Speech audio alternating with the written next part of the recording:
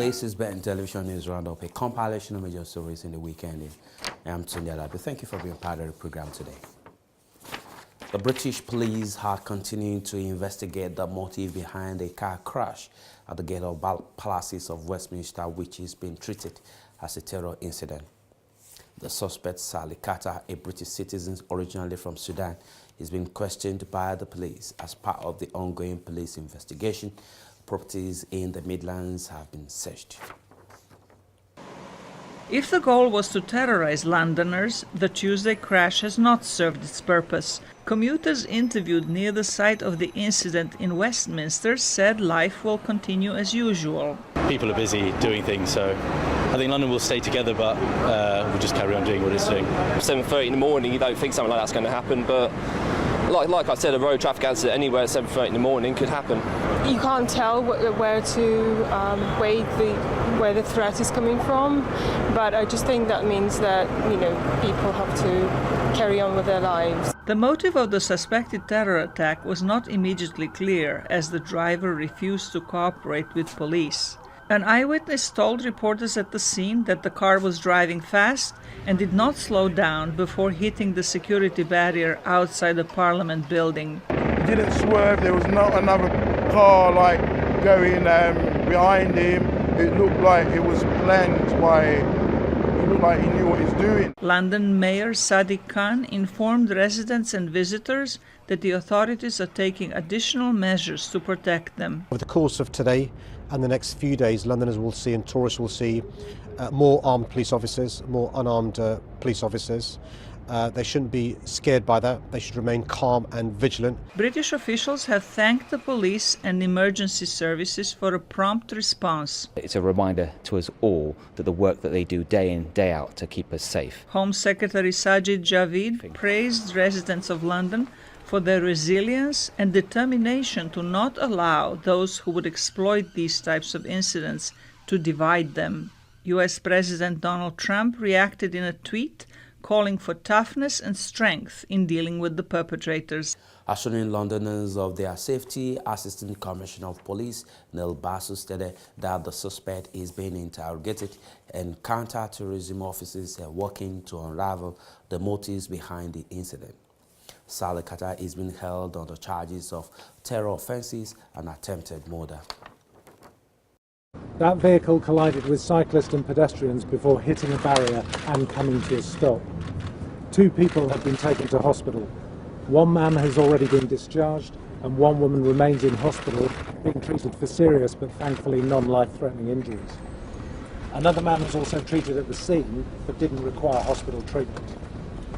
The driver of the Fiesta, who was alone in the vehicle, was arrested at the scene by armed officers who were already nearby. The man is in his late 20s and he's been arrested on suspicion of terrorism offences and has been taken to a South London police station where he remains in custody. Given that this appears to be a deliberate act, the method, and this being an iconic site, we are treating it as a terrorist incident, and the investigation is being led by officers from the Counter-Terrorism Command. Officers are searching the vehicle and no other weapons have been found at this time. At this early stage of the investigation, no other suspects at the scene have been identified or reported to police. There is no intelligence at this time of further danger to Londoners or the rest of the UK connected to this incident. Our priority now is to formally establish the identity of the suspect and establish his motivation if we can. He is not currently cooperating. However, as you would expect, detectives from the Counter-Terrorism Command are making various other urgent inquiries to ensure that there is no outstanding risk to the public. Can I urge anyone who thinks that they may have information that could assist the investigation to call us on 0800 789 321. That's 0800 789 321. And thank you for the many people who've already come forward. But similarly, if you've captured footage or images of this incident, you can download those to us via our website, ukpoliceimageappeal.co.uk. That's ukpoliceimageappeal.co.uk. Now in the US voters will decide the fate of elected officials in midterm congressional election that will hold in November. The election, which is less than 3 months away, could alter the course of Donald Trump's presidency. Results from recent primary and special elections have shown that both Democrats and Republicans are preparing for an all-time election that could shift the power base of the current administration. It's a brand new day. Outside the White House, Trump opponents, including comedian Rosie O'Donnell, let your voice be heard, gather for an event that is both protest and performance art. Let the president know in no uncertain terms that we are alive, awake, and we are woke. We are not going away. Results from recent primaries and special elections show Democrats are mobilizing for November with a distinctly anti-Trump message. Senator Bernie Sanders. People are standing up, they are fighting back, and they are going together transform this country politically and economically. Please welcome. President Donald Trump has launched an aggressive campaign effort on behalf of Republicans, hoping to counter predictions of a blue wave of Democratic gains. America is respected again, and America is winning again. Because we are finally putting America first. This message resonates with Trump's base, including Ohio Congressman Jim Jordan. The embassy is gone to Jerusalem, and the hostages have been returned from North Korea. That's what's happened under the president's leadership. Thank you very much. But in the midterms, Trump and the Republicans face an uphill battle, says analyst John Fortier. So I think they'll get some of their voters out, but I think it'd be hard to overcome the enthusiasm on the Democratic side. So a very good chance the Democrats will take the House of Representatives, or if not, they will gain quite a number of seats. While Trump may help some Republicans in November, there is also the risk that he motivates Democrats, warns John Hudak. In many races throughout the country, the president's input is likely to be more harmful than good for a Republican candidate, and the president would be best served to be weary about which districts and states he goes into. Polls show while working-class voters largely remain with Trump, many women and suburban voters are likely to turn away from Republicans, says analyst Michael Barone. In the House, it's clear that a lot of what shall we say, high education, upscale voters have got very strong negative feelings about Donald Trump and the Republican Party. They're eager to vote. It's now becoming increasingly clear that activists from both parties see the midterms as a national referendum on the Trump presidency. And the rise of information sharing in the digital age has made it easier to disseminate knowledge, but it also comes with very high risk of cyber attacks. Hackers are known to be deploying sophisticated attacks in order to steal information and launch cyber warfare. This report examines the ongoing trend to counter cyber attacks. The news this week that an 11-year-old boy was able to hack into a replica of a Florida state election website in under 10 minutes during a recent hackers convention has revived the debate over cybersecurity. And just last month, Vice President Mike Pence unveiled a new cybersecurity goal, partly in response to alleged international interference in the 2016 U.S. elections. Our goal remains: American security will be as dominant in the digital world as we are in the physical world. Incidents like the Equifax breach last year, when hackers stole personal information from nearly 150 million Americans, have prompted companies to take action.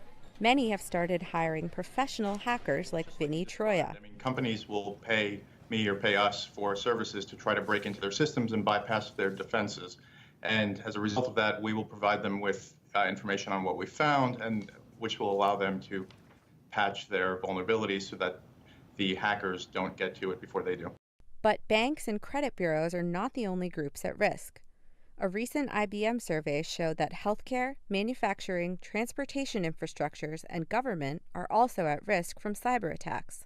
And there are national security implications, says Kim Zetter, who wrote a 2015 book about the Stuxnet digital hack, which was designed to sabotage Iran's nuclear program.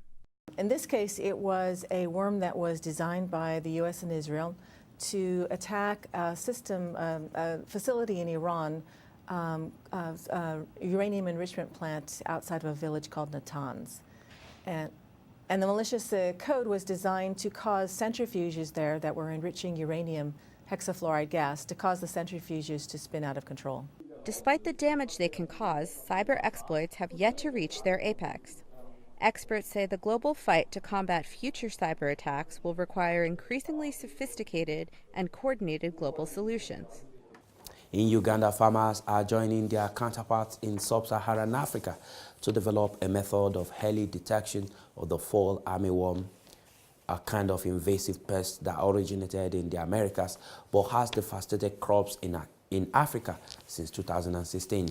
The fall armyworm monitoring and early warning system may help farmers defeat the destructive larvae. Halima Athumani has the report.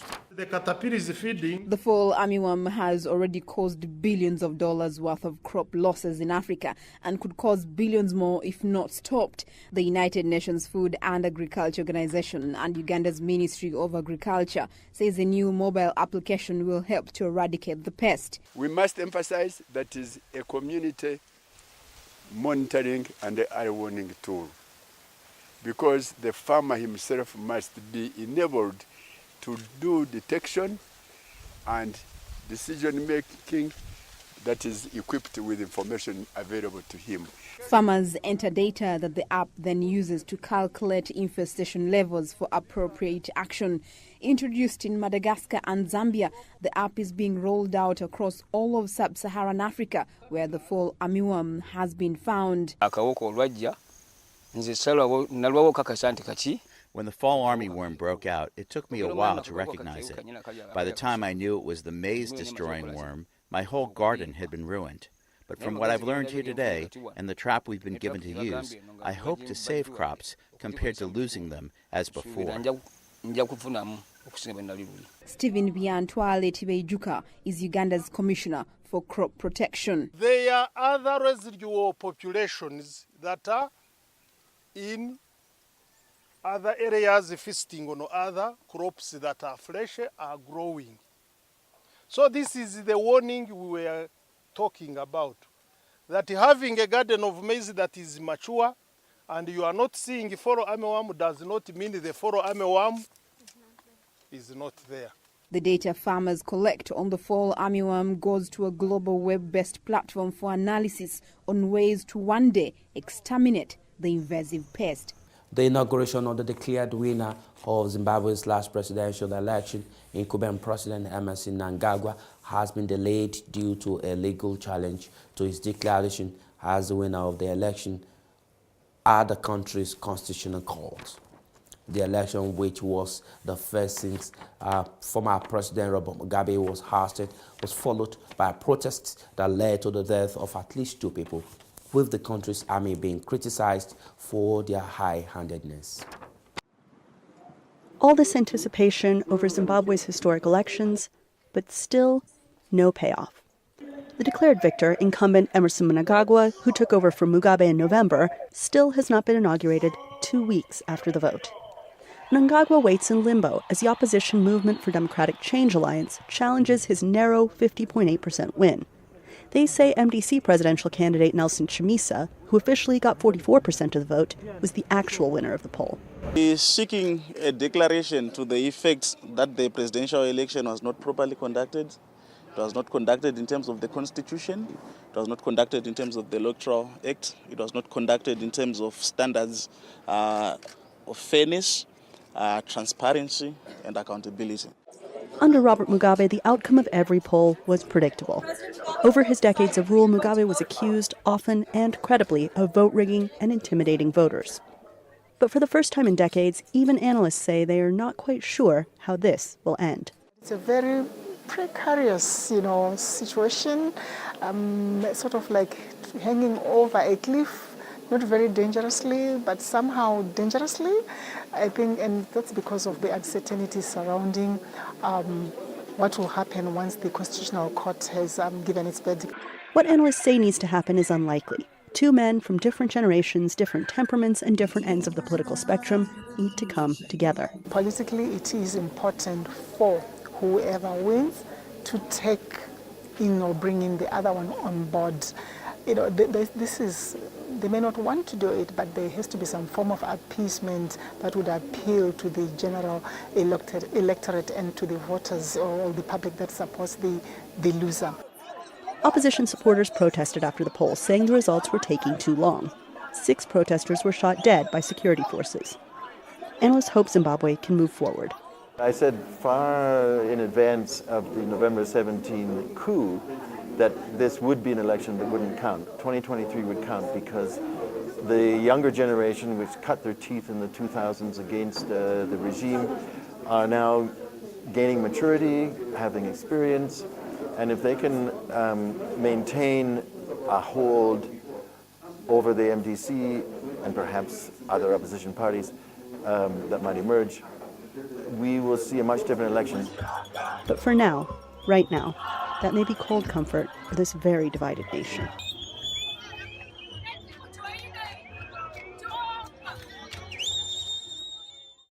With that report from Zimbabwe, we conclude the news roundup for this week. Thank you for being part of the program.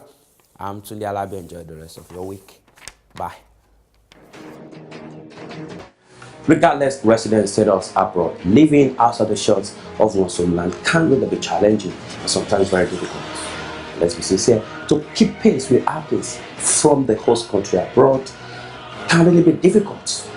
Here on Dialogue in Diaspora, we give you every information, every news, every current issue you need to know on happenings outside the UK. Dialogue in Diaspora is your link between the world and the United Kingdom. It's your window to African development. Here, live on Bentvnewsround.